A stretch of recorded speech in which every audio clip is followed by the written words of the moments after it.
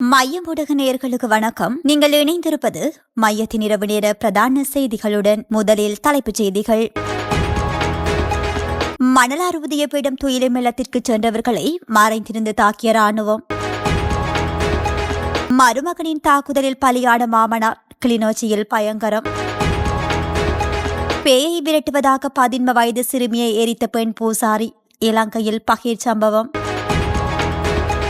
அம்பிட்டிய தேரரின் இனவாத கருத்து நீதிமன்றத்தின் அதிரடி உத்தரவு. போதைப் பொருளுடன் கிராம உத்தியோகஸ்தர் கைது. கொழும்பு துறைமுக வளாகத்தில் பெரிய புதைக்குழிகள் உடனடி விசாரணைக்கு கோரிக்கை. எதிரிகள் ஆட்சியிலிருந்து தப்பியோடும் வரை பேரணிகள் தொடரும். கம்மன் பில சூளுரை. தரம் 3 மாணவி மீதான அத்துமீறல், ஆசிரியர் தலைமறைவு தொடர்வென விரிவான செய்திகள்.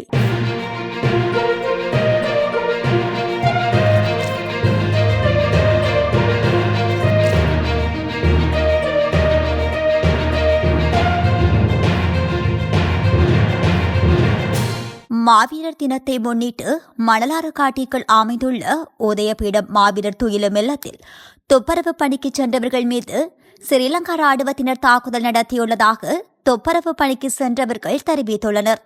அந்த காட்டிற்குள் தங்களை வரவிடாமல் அச்சுறுத்துவதற்காகவே ஸ்ரீலங்கா ராணுவத்தினரும் அளம்பில் புலனாய்த்துறையும் இணைந்து மேற்கொண்ட செயற்பாட்டை செய்ததாக அவர்கள் குற்றம் சாட்டியுள்ளனர்.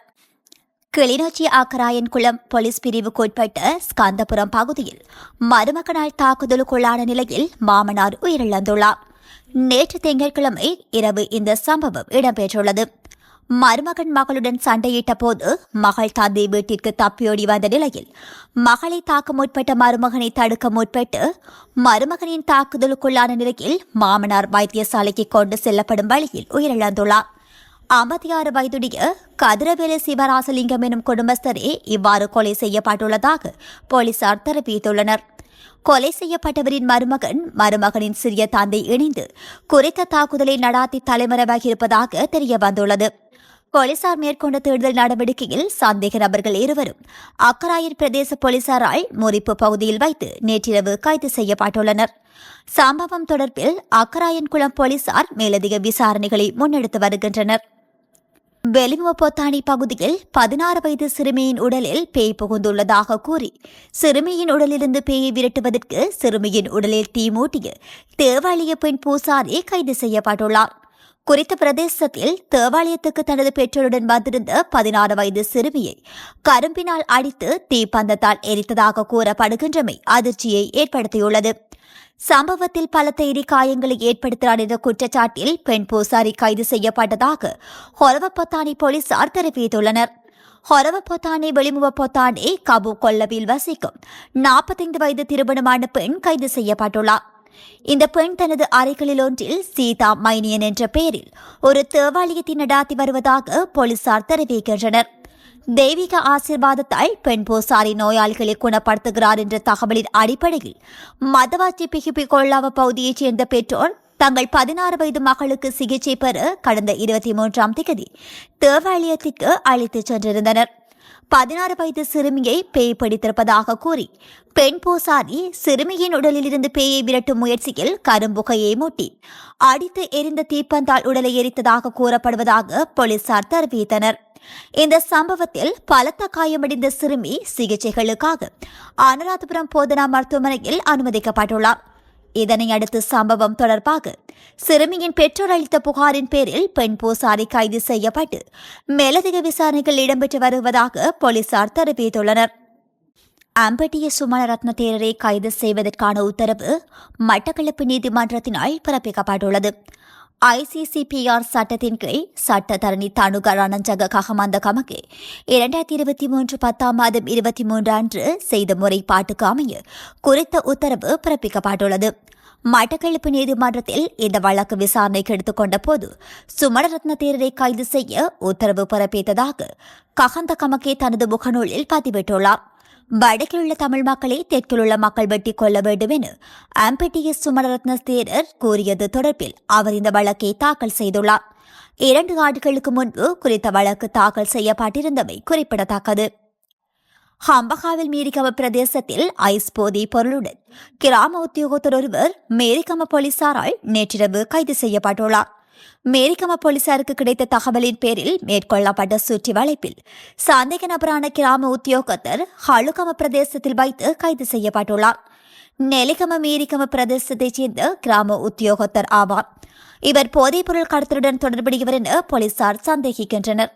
இந்த விடயம் தொடர்பான மேலதிக விசாரணைகளை மேரிகம போலீசார் மேற்கொண்டு வருகின்றனர். கொழும்பு துறைமுக வளாகத்தில் அகழ்வாராய்ச்சிகளின் போது கண்டுபிடிக்கப்பட்டதாக கூறப்படும் பெரிய புதைக்குழிகள் குறித்து உடனடி மற்றும் வெளிப்படையான விசாரணைகள் நடாத்த வேண்டும் என்று மக்கள் போராட்ட முன்னணி கோரியுள்ளது. துறைமுக பகுதியில் எலும்புக்கூடு எச்சங்கள் கண்டெடுக்கப்பட்டதாக அறிக்கைகள் வெளியாகியதை தொடர்ந்து அந்த அமைப்பினரின் பிரதிநிதிகள் உத்தியோகபூர்வ தகவல்களை பெற நீதி அமைச்சகத்திற்கு சென்றனர். தேசிய நிறைவேற்றுக்குழு உறுப்பினர் மற்றும் சட்டத்தரணி நுவன் போபகே இந்த கண்டுபிடிப்புகள் இலங்கையின் நீண்டகால காணாமல் போனோர் பிரச்சினை மற்றும் அரச வன்முறைகளின் கருமை நிறைந்த வரலாற்றை மீண்டும் நினைவூட்டுவதாக தெரிவித்துள்ளார். 1971, 1988 தொடக்கம் 1989 கிளர்ச்சி காலங்களில் ஆயிரக்கணக்கானோர் பலவந்தமாக காணாமல் போனதாகவும் வடமாகாணத்தில் மட்டும் 12,000க்கும் மேற்பட்ட முறைப்பாடுகள் உள்ளதாகவும் அவர் சுட்டிக்காட்டினார். கொழும்பு துறைமுகத்தில் கண்டெடுக்கப்பட்ட எலும்புகளின் அடிகாலம், அவர்கள் எந்த சூழ்நிலையில் உயிரிழந்தனர், பொறுப்புகள் கூற வேண்டியவர்கள் யார் உள்ளிட்ட கேள்விகளுக்கு பதில் தேவைப்படுவதாக மக்கள் போராட்ட முன்னணி தெரிவித்துள்ளது.